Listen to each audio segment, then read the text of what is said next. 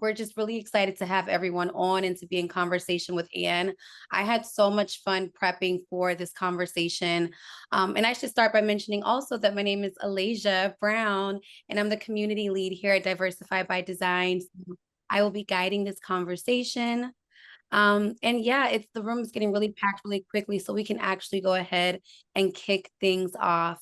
So like I mentioned, my name is Alasia Brown. I'm excited to welcome everyone to our Ask Me Anything event series hosted by Diversify by Design. It is so good to see such a great group of people joining us tonight. And again, just thank you everyone for being here this evening. Like I mentioned, I lead community here at D by D, and I will be your host for the conversation tonight. Now, some of you may know a ton about D by D, while some of you may not know anything at all about the coalition and are only here for Anne, and that is fine. We support that. We love that. But for those of you with no background information, I'm excited to tell you more about D by D and just why we even decided to develop this AMA series. So, Diversify by Design is a coalition of organizations and individuals who joined forces back in 2020, 21, which I cannot believe that's almost almost 4 years ago, to create a more racially diverse and inclusive design industry. One of D by D's critical goals is to create opportunities for historically excluded young people to learn more about design and to connect with successful designers who look like them. We are proud to platform designers who champion diversity, equity, inclusion, and belonging, and appreciate their willingness to answer questions about design and their life and the things that they've really dedicated their careers to creating. And with that, I am so delighted to be joined by the Anne H. Berry. She's probably like rolling her eyes, like, please stop. I think she's so phenomenal. And I actually don't do this very often. This is our third, I think, AMA, and I normally do not read bios, but I'm gonna read the short version, and I'm sorry, I just have to. I'm excited about it. I'm gonna read the short bio for those of you who are just getting to know Anne. And so Anne H. Berry is a writer, designer, and the director of the School of Design at the University of Illinois in Chicago. Her research focuses on race representation and educational pedagogy in the field of design, and her published writings include the Virtual Design Classroom for Communication Arts magazine and the Black Designer's Identity for the inaugural issue of the Recognized anthology featuring commentary from Indigenous people and people of color.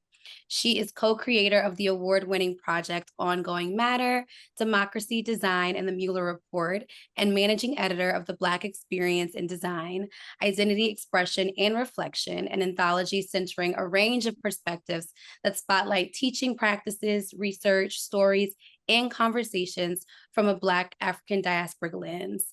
So welcome, welcome, welcome, welcome, Anne. I'm so happy. I think I speak for all of us here when I say we're excited that you're here and we're looking forward to being in conversation. So how are you? Let me just kick off with that. How are you this evening? How is I I am well, and thank you for having me. And thank you for reaching out. And I too have enjoyed getting to know you a little bit, Alasia, through our previous conversations. So I'm well and happy to be here.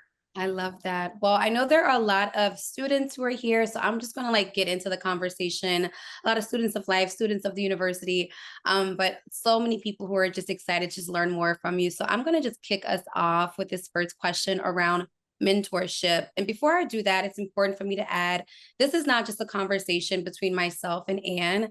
This is a conversation between all of us. It's not just Alasia asks anything, although I will do that. I will talk for an hour straight if you let me. So cut me off in the chat, come off of mute and say, excuse me, I think I have something to add here and add to the conversation. This is not just about myself and Anne, it's about all of you who are here. But I will kick us off with this first question. So Anne, mentorship has played a significant role in your career. Can you share some experiences where mentorship has helped shape your path and why you believe it's so vital for emerging designers and especially students of color? Absolutely. I mean, it's something I talk about a lot. My students have heard me say a lot about it, partly because I have felt the impact of mentorship in my own career. One important turning point for me was graduate school. I attended graduate school because I actually wanted more schooling in design. I didn't attend graduate school because I was interested in teaching. So I was really focused on just like more study about design. And it wasn't until one of my professors, the late Eric May, said to me, and I did grad school at Kent State University. I always like to give a shout out to Kent State. But Eric May, in his gentle way, said to me, you know, I think you ought to think about teaching. And I was like, no, I don't want that responsibility. He's like, you ought to think about teaching. Yeah. And yeah, to know Eric is to know that he was like a very gentle spirited kind of person and spoke in that way as well. But I just listened and paid attention very closely. So that obviously stayed with me. I mean, I come from a family of educators. I just didn't see myself as one until somebody said, you ought to think about it. And I think that is just one example of how powerful mentorship can be. I think oftentimes, well, at least sometimes, especially if you can't necessarily imagine yourself in a particular role, all it takes is for somebody to say something to you, and that stays with you. It like plants a seed. And you start to think about it. Well, what if I can do this? And then maybe I should give it a try. So that's one specific example where mentorship has been really important. And that's an example of like the relationship I had with a professor. But I would also say that I think mentorship exists in among my peers, among people that I consider to be peers, colleagues, friends even. Because I think that provides a kind of another kind of support. So I guess I should also say that I see mentorship as operating at a variety of levels, right? And Yeah. I also think it's important to say that, you know, mentorship shouldn't stop. In my opinion, it shouldn't matter kind of where you're at in your career. I think it's important to have support and advocacy wherever you're at. So that's part of it too. It's not just something that like when you're an undergrad or a new student that you need mentorship to get to the next level. And it isn't even necessarily about getting to another level. I think it's about having support and advocacy. Because I think the design industry can be really challenging at times. Yeah. Academia can be really challenging at times. So it's creating for lack of a better word, ecosystem of support for yourself. But I think it then also becomes really important to demonstrate mentorship to other people. So I think one of the things I'm trying to be really aware of, especially now that I've been tenured, Yeah. an associate professor, is being really aware of people who are coming up behind me, and that I'm extending opportunities to other people. Because I think sometimes in an academic context, we get so focused on our own work and research, but we're really among a community of other educators, of faculty, staff, a campus community. And I think it's really important to kind of set the ego aside, Yeah. at least at some time at times, and say, you know what, this is something I'm really interested in doing, but I know somebody else who would be really great for this opportunity, or who could really benefit and would really enjoy having this particular experience. So I'm trying to, like I said, just be more aware and cognizant of that I don't have to do everything anymore, that it's actually really important for me to help share and pass opportunities on to other people. Yeah, I love this like layered definition of mentorship that you have, because when I think about it, the first thing that I think about is, an older cousin, someone who has done things that I've wanted to do. And it's like, this is who I go connect with for advice.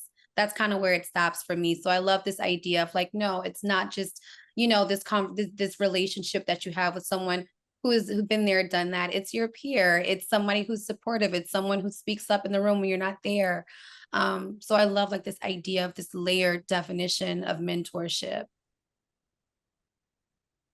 One other thing that I was excited to ask you about is, like you mentioned, with your new position, how do you manage, mentorship now that you're in a leadership role? So, like, what is your approach to mentorship now that you're in a leadership role? What advice would you give to those who might not have immediate access to mentors also? Well, I think one of the things that can be really tricky about mentorship is that it's organic in nature. Like I think there are ways to create formal mentorship. And I think especially in academic settings and educational settings, it's important to have some formal version of that, but I think that it also has a very organic nature to it. So we don't always necessarily, set up mentorship relationships in a super formal way. I guess, yeah, what I'm trying to say is that having a formal relationship with a mentor can be really important. Yeah. But not everybody has access to that. It's a little early to say how I will approach mentorship in this role because I'm still finding that out. What I can say is that I feel really lucky to be at UIC. I'm among a lot of really accomplished people, some of whom are on this, who are on the Zoom call. But I think I guess the question that and I've started to have conversations with faculty and staff, and I think the question that I try to have at the forefront of those conversations is, how can I support the work that you're doing? How can I advocate for you? Are there things that you want to do that you haven't been able to do? So it's like, I don't want to say that it's goal setting, but it's thinking about what can I do now in the short term? And then long term, what are some things that I can do or that we can kind of work on together to ensure that people are able to spread their wings in the way they want to? Again, I think it comes back to like, just because you might be secure in a particular position and you're really good at it, Yeah. I think sometimes it's easy to take people for granted. So-and-so is really good at that job. So you just kind of like, don't bother to ask them how they're doing, or are they happy in that role? So I think, yeah, those are the things I'm thinking about. Like, how can I really advocate for people? But I really hope that as I get to know faculty, that they see me and trust me as somebody that they can have some forthright conversations with about the things that they want to do. So yeah, I think it's an organic sort of, I don't want to say messy in a bad way, Yeah. but I think it's just sort of an organic thing that you kind of have to feel your way through. But again, at the core, I hope that I'm here to help support, advocate for other people in the ways that help them do the things that they want to do. Absolutely. And there's one thing for all of the students who are on that we talked about when we had our chat that I thought was so impactful. And it reminded me, it's funny, my sister just hopped on this call, and I think about her when you and I had this conversation, this idea of hustling and doing the little things like going to office hours. She was always someone who would tell me that they went to office hours. And so one of the things that I wanted to ask was, what advice would you give, like I said, to those who might not have immediate access to mentorship, but they're looking to build those relationships? I know, Yeah. I feel like in like those freshman one-on-one classes, it's like, go and ask someone to be your mentor. And then the person goes and like, can you be my mentor? And they're like shaking in their boots. And the teacher's like, well, what do you need help with? And they're like, I don't know. I'm supposed to be doing these things. So what is your advice? Like I said, I know you mentioned that one tidbit about office hours. Yeah. What are those things that students can be doing to begin to develop those mentor relationships, even if it's Yeah. not there immediately? Those little things that play out and help you to build a relationship in the long term with someone who can eventually become a mentor. Yeah, well, so the first thing is, so just to go back to some things I said earlier, I mean, I talked about like a peer group level of mentorship. Part of the reason I mentioned that is because I, like early on in my design education, I didn't really have a mentor. I didn't really know that I needed to be looking for one either, really. I don't actually know what I thought at the time, but I didn't really have like a design community per Mhm. se. So when I talk about mentorship, I'm also talking about just like cultivating that community of support. Um, to get back to your original question, it I would also say that, and I have my teaching faculty hat on now when I respond to this question, but like teachers have office hours for a reason. Yeah. Um, you know, we want to see students.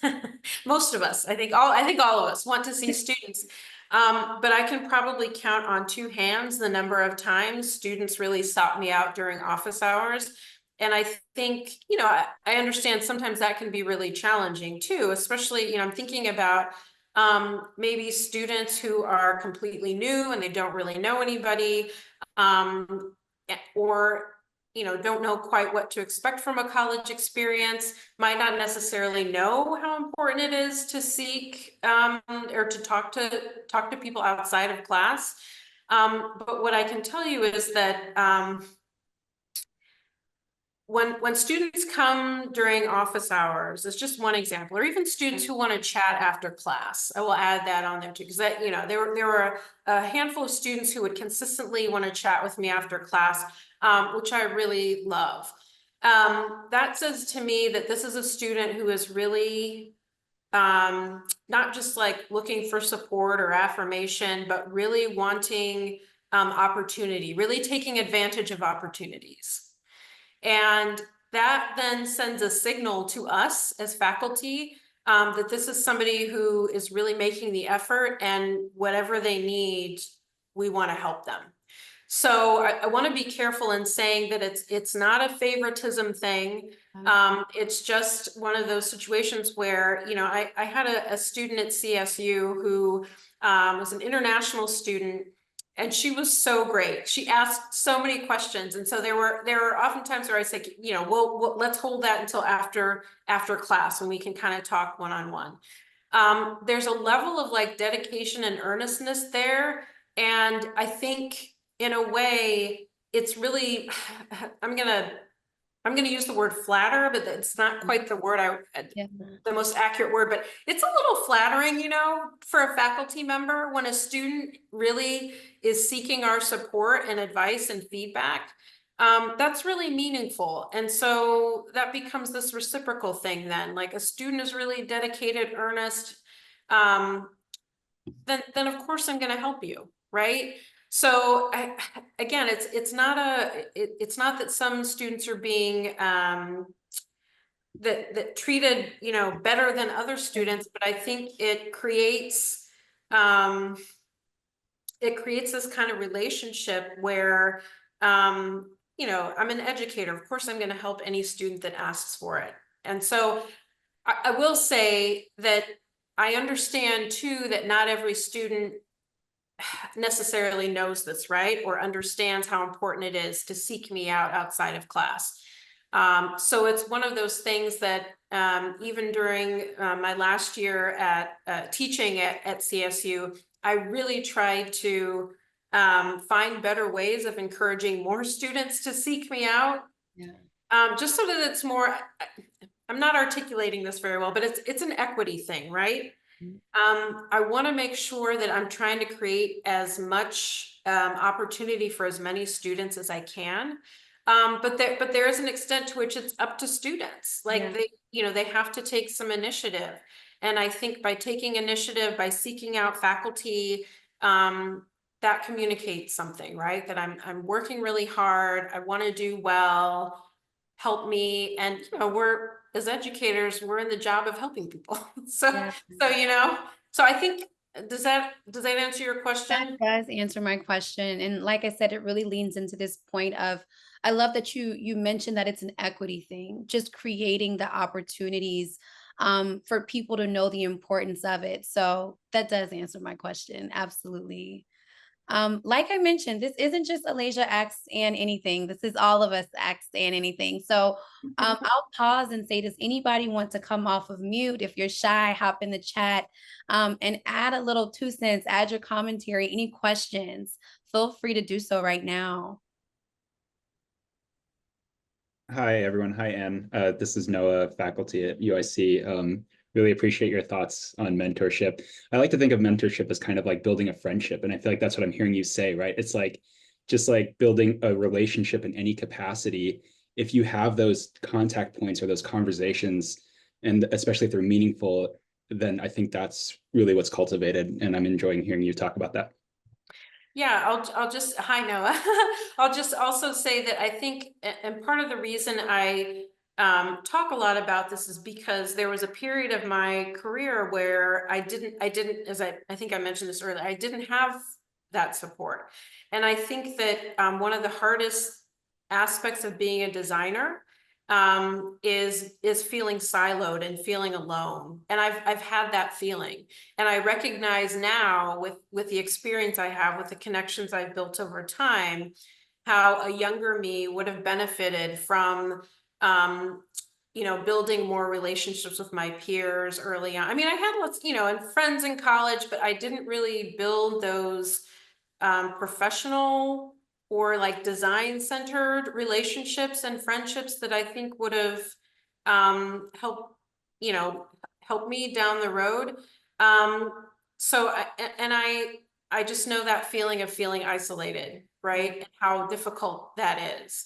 And hindsight is 2020. Knowing what I know now, there are lots of things, of course, I would have probably done differently.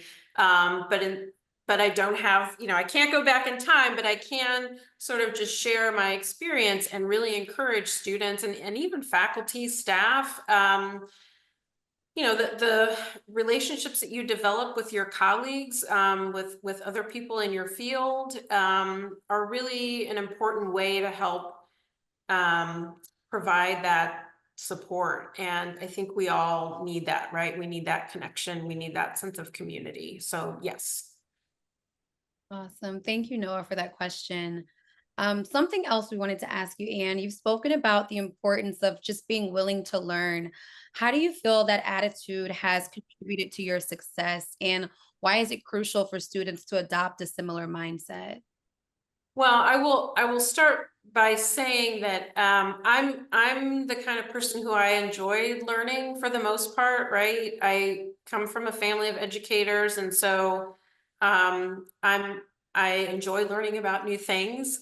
But I've also had experiences where I felt very uncomfortable in class. Like I just didn't want to, like I had a terrible pre-algebra teacher, which, the fact that I still remember how that experience made me feel, decades later. And once I became an educator, I knew that I didn't ever want my students to have that feeling of like, and so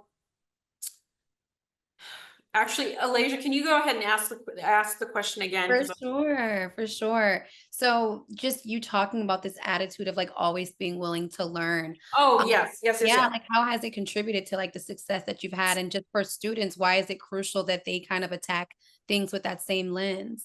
Yeah, so what I was gonna say was, I think sometimes it can be hard for students if they don't feel comfortable in the classroom. Yeah. And there could be things going on at home, there could be things going on in people's personal lives. And so I think that's a part of the consideration, right? About just like the ability to learn or being able to learn in an environment where you feel comfortable learning. I think that's kind of a piece of this conversation. But again, having grown up in a family of educators, I think that I don't know if this thing can be passed down genetically, but I enjoy learning new things. But I also feel like I got one of those genes where I'm not afraid to ask questions and I'm not afraid to acknowledge that there are things that I don't know. I think probably most of us have been in situations where, it's kind of embarrassing sometimes if you don't know a name that somebody's dropping, or there's something you think maybe you should know and you don't know. And I try to, whenever I have those kinds of thoughts, I just try to put them to the side, because I think it's really important to acknowledge the things I don't know. Yeah. I really do. I feel like, I'm in this leadership position now, but that doesn't mean that suddenly I know everything there is to know. I mean, Sharon, who's on this call, can sort of attest to that, right? Like I just don't know everything. I don't. I'm new to this institution. I'm new to the position. So there's a lot of learning that has to happen. And I think part of this conversation about learning is also about a level of like authenticity about who I am. I think people who know me best would agree that I'm not somebody who comes with a lot of pretense about things. I mean, I sort of am who I am. And I'm a curious person. I like to ask a lot of questions. And I think in terms of how this has helped me in my career, I think it just opens up opportunities, like asking questions. You know, I was actually at a faculty orientation today and learned to know a few new people here at the university who are in completely different areas of work and study. And I think there's some really great connections you can make with people just by having conversations. So I think, you know, did I benefit from, you know, having these conversations with new people I'd never met before? I would say yes, because I learned a few things about my new colleagues. I don't know if I'll see them again. The campus is a big place. But I feel sort of enriched by just having these tidbits into other people's experiences.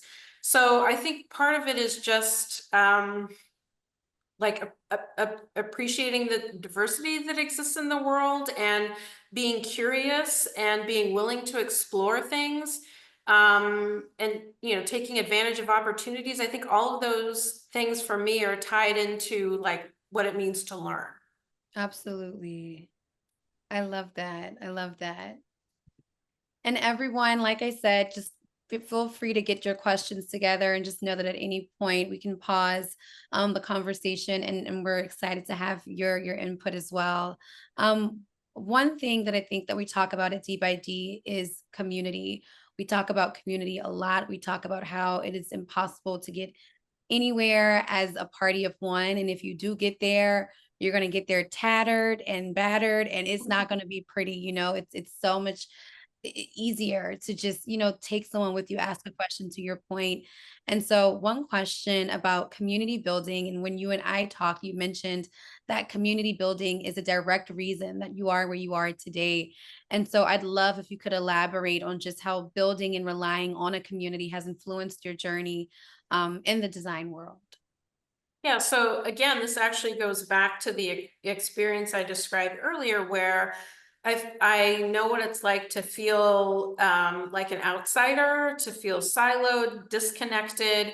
And so part of the reason I talk a lot about community now is because I've also had this experience of trying to build it for myself. Because at some point I recognized, you know what, maybe what I'm missing is other people.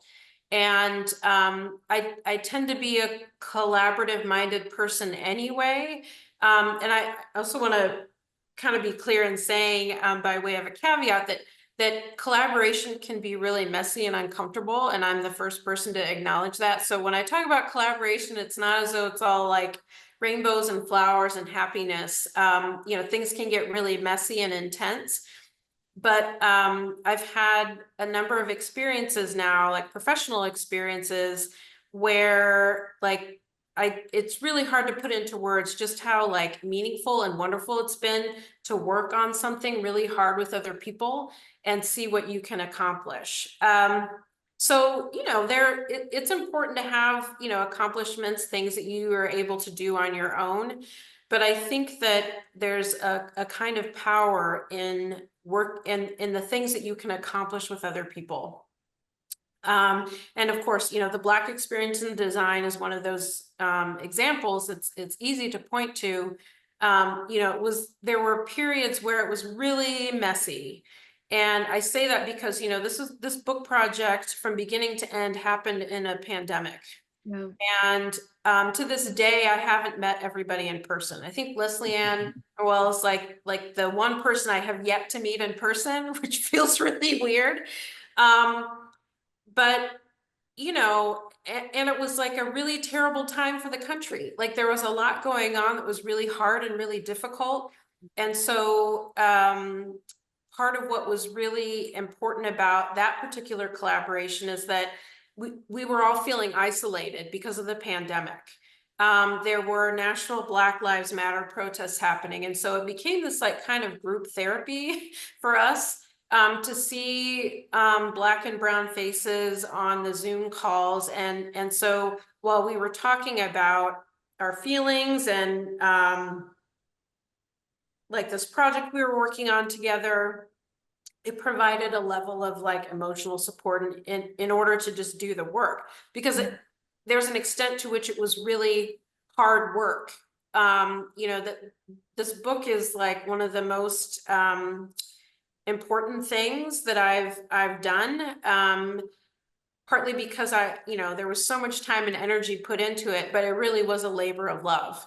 But that also means that there were a lot of challenges, a lot of logistical challenges, with 70 contributors, like it just, it was very messy at times, but it speaks to like the beauty of the things that can evolve from really challenging experiences, especially given the circumstances. And like the sense of accomplishment that comes afterward, and being able to enjoy the thing that was created with the editorial team and with the contributors. I mean, that I can't even put into words how meaningful that was. Yeah, yeah, I think a lot of the D by D team can relate. I know personally, I've been working with D by D for the past year, and I'm like, I have never met Andrea in person. I haven't met Chris in person. I see Sharon at board meetings all the time. We haven't met in person, but the amount of amazing work that has been done through this collaboration has been probably beyond, I think, what everyone, could have hoped for. So yeah, I mean, like I said, here at D by D, we prioritize community, and I'm always very proud of that. And the work that comes out of that. So, alrighty. So again, I'm going to ask, and I won't stop asking until I hear from someone in this amazing group of people. I am not here alone. Let's add to the conversation. What are you all thinking? Where is your head? What are you gaining from this conversation so far? I need to know.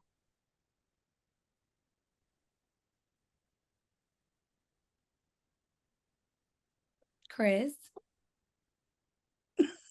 Well, okay, I'll chime in. So, Anne, as you were talking, this is more of a stream of consciousness here, but when you were talking about the experience that you had with your algebra teacher, and then Pre-algebra, yep. Okay, so in education, it is not unusual, unfortunately, for it to be somewhat shame-based. Yeah. And you ask the question and the response is you're stupid. And that gets exponentially exploded when you're a person of color, when you're a woman. And how do you recover from that? How, yeah, because it is a traumatic thing. You've held on to, you could probably envision, you've got that person in your mind's eye, right? Oh, absolutely. Always. Absolutely. And how do you transition through that? What mechanisms, what tools did you employ? Do you use? Because dollars to donuts, there's at least one person in addition to yourself and me that has had this experience and carries it with them, and that has influenced their ability to be curious, to raise their hand, to not know. So any insights you could share? So yes, to all the things you just said. And in this particular case, like the way I tried to deal with it was to take more math classes. Ironically, I was like, I have to get over this fear of math. I have to get over it. And somewhat ironically, I have a brother who was a math and physics major in college. So right. But I never did get over my fear of math. And to this day, like numbers feel, I don't want to say scary, but it's like, there's like and I shouldn't say like numbers, generally necessary, but it's like math things.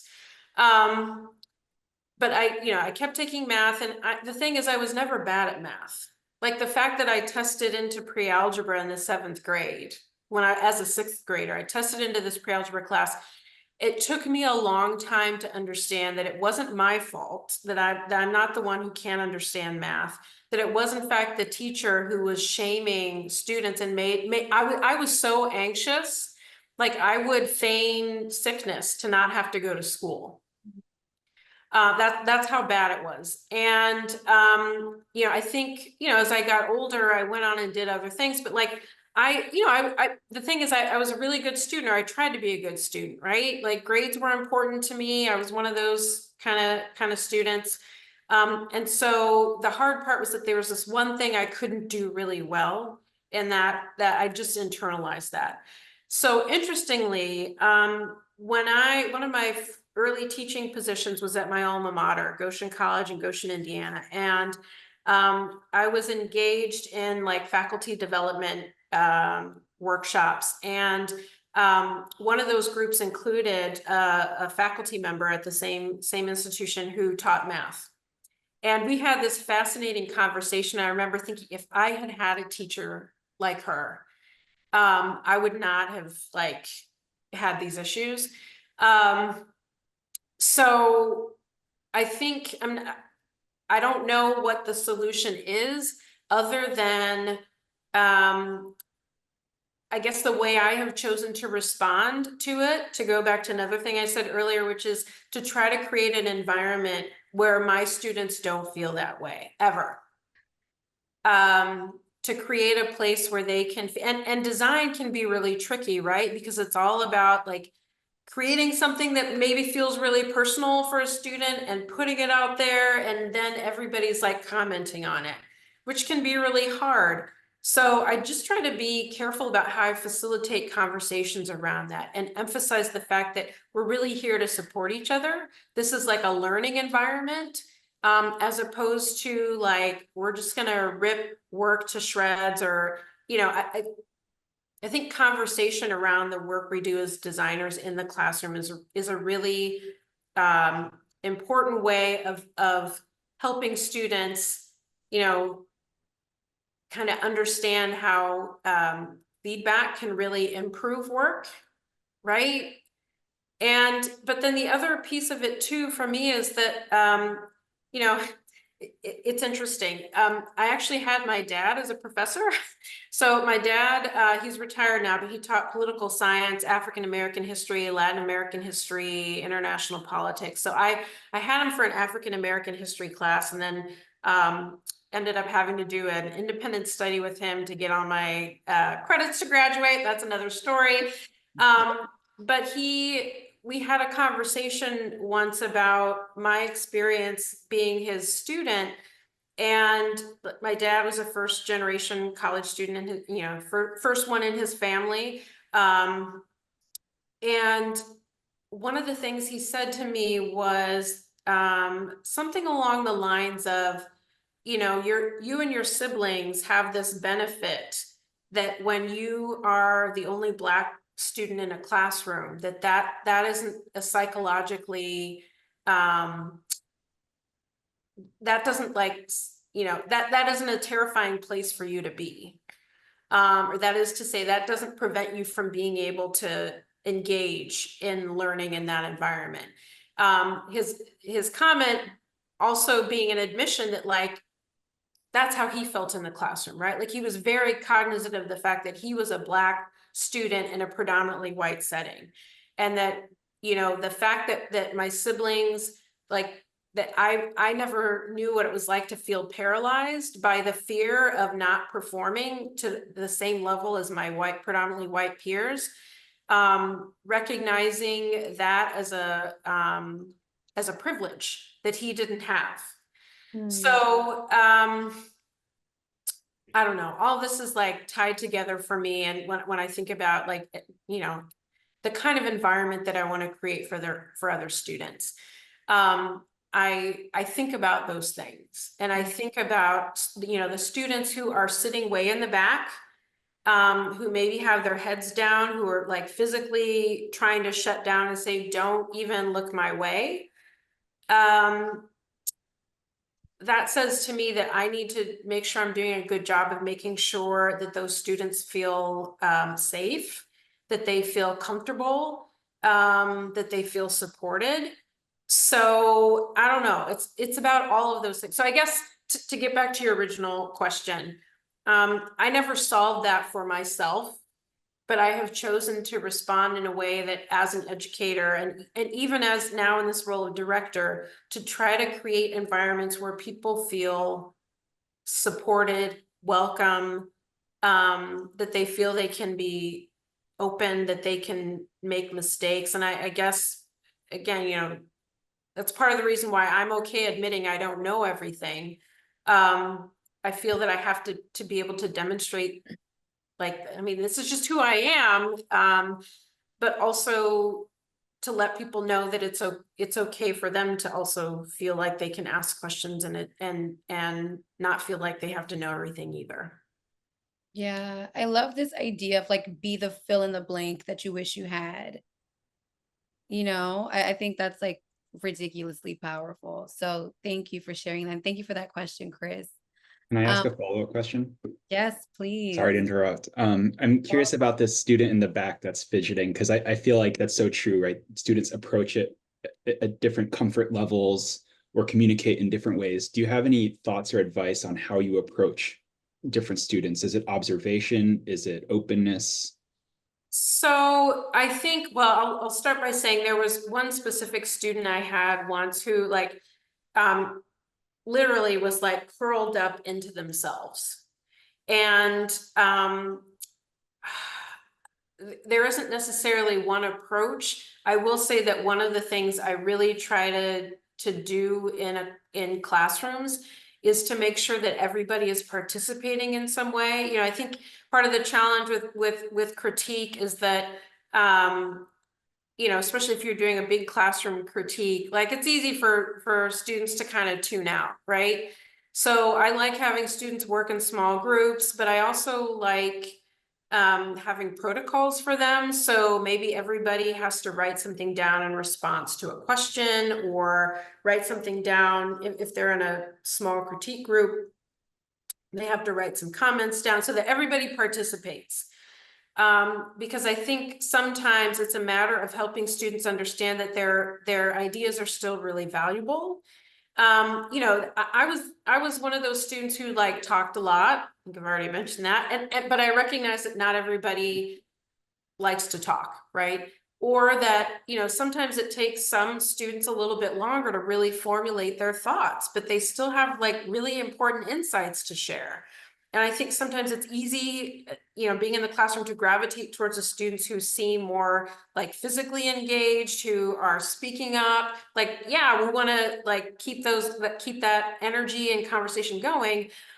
But I've also learned over time that, you know, sometimes it's the quiet student, it's the one who maybe is like trying to hide, that actually has some interesting things to say. Or if nothing else, I want to make sure they know that I see them, first of all, and that, you know, their comments are part of this larger conversation we're having as a class. And so it's making sure that I'm trying to create space for everybody to have something to say. You know, I really try to learn students' names, and I will call on students, not as a way to like really like single people out or put them on the spot, but as a way to say like, what do you think about this? And, you know, even within the critique process, there's certain language that we use sometimes that students might not know or, you know, necessarily be comfortable with. So I'll often, especially with students maybe who are new to design, I'll try to say things like, just like in your own words, you know, that I'm not looking for a particular answer, but like, just what are your thoughts? And whatever they have to say, acknowledge that's, you know, they've contributed something to the conversation. So it's like building confidence, right? So that they are maybe less hesitant. I also try to like get students to talk to each other. I think this goes back to that thing about community support. And I really, it sounds cheesy to say it, but I really want them to find some of that with each other. Because I think that, again, when you're alone or feeling alone, let's say, the antidote to that is to at least have one friend or one person that you're sitting next to. And even if you aren't friends outside of class, like in class, maybe you continue to sit next to each other, maybe you start talking to each other, that already, that creates a kind of support that will hopefully keep students tethered, right? So, yeah. Thank you so much. Mhm. I love that. Just listening to you talk about how you like may ask certain questions, like when you ask certain questions, you might say like in your own words. It reminds me of this quote that is like, diversity is being invited to the party, inclusion is being asked to dance. And it sounds like you're asking everyone in your classroom to dance. And that is huge, that's the difference in someone saying, I think I'll take my hoodie off today while she's talking, So I'm dying to sit in a class of yours at this point. Absolutely. Like I'm getting a little like teary-eyed even just thinking about some of these moments that I've had with students where I recognize the moment where they like feel valued, right? Yeah. And I don't want to take absolute credit for that, but I'm trying to facilitate something, right? I want them to feel more confident. Because not everything students produce is great and wonderful and perfect maybe in the way that I might want or in the way they might want, but in some ways that's kind of beside the point. I have, even in my last few years at CSU, my teaching shifted away from like content, let's say, or like here are all the things about type you need to know, and more towards conversations, facilitating conversations with students about their work. If that distinction is kind of clear, like it's less like me just trying to like communicate information and you're going to remember it as a student, and more about let's have some conversations about the things that you created. And anyway, yeah. Yes. Alasia, we've got a question from David who Lauren is addressing, but would like to hear from Anne in the chat. David is a student, double major, hello, at UIC. And he's a student mentor for upcoming freshmen. He says, many of my peers and I are often find ourselves discussing this lack of community among students after class hours. And he says, hearing you speak so passionately about community and curiosity is truly amazing. I want to ask, how would you approach encouraging students to build community after class hours that might often be discouraged by the fact that many of them are commuters? Yes. And Lauren responded, thank you, Lauren, with about sofas in the atrium. Anything else? So I think the tricky thing about this question is, and thank you for your question, David, is that community, I mean, it's an idea, right? And so it holds power, if I can use that word, in a number of ways, whether you're in sharing a physical space with somebody or miles apart from them. So I'll mention again the Black experience in design, like the experience of being in a pandemic, like physically isolated from people, and yet connecting over issues that we really cared about. So the short answer to your question, David, is I don't know. But I think that, I mean, sometimes you just have to try things and kind of see how people respond. So I think, but I would also say, sometimes you just kind of have to do and try and make, right? So in order to foster a greater sense of community, and yes, like coming from Cleveland State, we had sort of similar challenges because we had a lot of students who were commuters. I will say that the AIGA student group was one way to bring students together to help forge that community. The student group at Cleveland State meets once a week. So there's that regular schedule. They've done studio tours, they've done other things outside of, like, scheduled them outside of class. I mentioned that one thing in particular because I think without it, students wouldn't form those bonds. And even if, they have a Facebook page and all of the things, Instagram account, as a way to help reach students who might not necessarily be able to make it to the regular meetings. But I actually think the AIGA student group was really the way. So the question is, what works at CSU might not necessarily work at another place. But it might be just a matter of like just asking people, like getting a critical mass of students who maybe feel similarly. It sounds like you've already maybe kind of done that. Like, what would you like to have happen? When you think about community, what does that mean to you? Does it mean being in a physical space together? And just like visiting informally? Does it mean organizing events together? So I think part of it is like, what is the aspect of community that is missing for you, in terms of like interactions? And then, obviously at a position to help, to help. But I think it begins from the ground up. Like it begins with all of you and saying, here are the things that we feel like we're missing. But you also, by voicing that, have to be willing to do some of the work as well, right? I created communities around me because I felt the loss of it in myself. And I feel like I can now benefit from that work of like connecting to people. And now those connections have become exponential. And I don't want to make it sound as though I really had to do everything myself, but it took me kind of initiating some things to really try to build collaborations and connections. So I think that's part of it. Like community is not just going to happen, right? Sometimes it happens organically, but not always. And so some of the questions to think about is, okay, like people are commuting. So are there places, times when everybody that wants to facilitate community is on campus together? If we can't be on campus together, what are some other things that we could potentially do to connect? Even if it's through technology, even if it's through Zoom. Maybe that's not as ideal as being in person, but maybe that's at least a place to start. And I will say, I think having planned events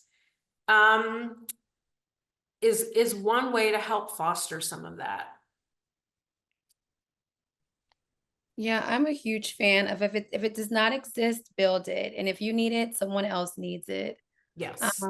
So I want to make sure that we end on time, but I have one last question for you. And before I ask that, I have to ask one last time, does anyone have anything that they'd like to ask Anne? Cool.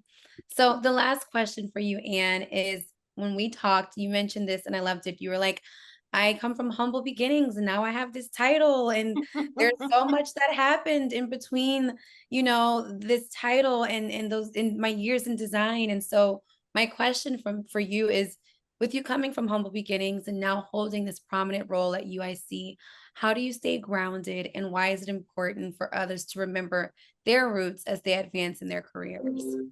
Yeah, and just for context, for those of you who are listening,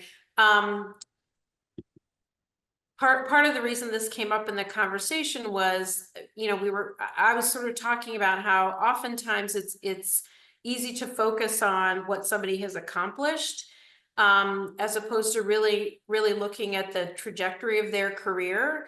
There have been a lot of failures and pitfalls and challenges. And so this particular position and this particular title may seem kind of fancy, but the fact of the matter is that I feel really privileged and blessed to have had colleagues and peers and friends who are really smart, really accomplished people. And so in terms of staying grounded, that's how I stay grounded, because I recognize I'm among a lot of brilliant people who are also just like good people. And so do I think I'm special? No, I don't think I'm special. I think that I've tried to take advantage of opportunities. But yeah, of course I work hard.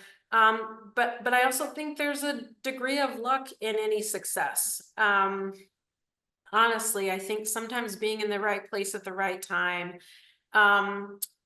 I just want to be like forthright about that, because as I said, I know a lot of people who work really hard, who are brilliant in their own right, and haven't necessarily had the same opportunities. Does that mean that I'm more special than they are? Absolutely not. So I think it's just a matter of yeah, taking advantage of the opportunities that you have, and really, again, it sounds kind of cheesy and cliche, but it's so true. Like really focusing on the things that you care about the most. I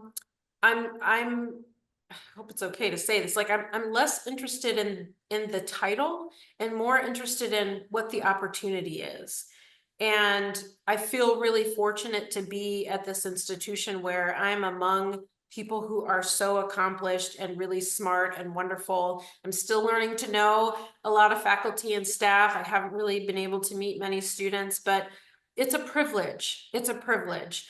And I really want to make the most of this opportunity to engage and learn from other people. So yes, it's a leadership role, and that's really great. But never for a minute am I confused about the fact that I'm one of many, and I too, there's a lot I continue to learn from other people. And this has been so good. I honestly could talk for another hour, but I was told that we can only be here for 60 minutes. So I will shut it down, but thank you so much just for sharing your experiences and your insights and your expertise. Your journey is inspiring, and I'm sure our audience has gained a lot from hearing your perspective. And before we wrap up completely, do you want to drop your LinkedIn or any way that people can keep Sure. up with you? I'm basically, everything is like at Ann H. Berry. Okay. The middle initial, so Instagram, I don't really advertise the fact that I'm on Twitter, because I basically just am retweeting on Twitter, but I'm on Yeah. Instagram. I'm not really a Facebook person. I don't know what my LinkedIn. I can drop your LinkedIn for Yeah, you. I was gonna say, but I keep the H in there. Just on a side note, the H stands for my middle name, which is Hostetler, which is a middle name that I didn't like for a long time, but came to really appreciate. So as a shout out to my Hostetler grandparents, the H is present in my name. Yes, I love it. I love it.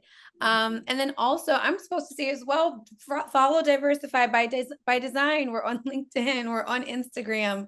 So definitely don't hesitate to follow Diversify by Design. We will be having another AMA October 10th at 6:30 p.m. Eastern with Corey Dangle, who is the Director of UX and UI at Amazon Games. So definitely excited for that conversation. And that is it, you all. Thank you so much for meeting with us tonight. We had a blast, and thank you. And yeah, we just can't wait to do this again.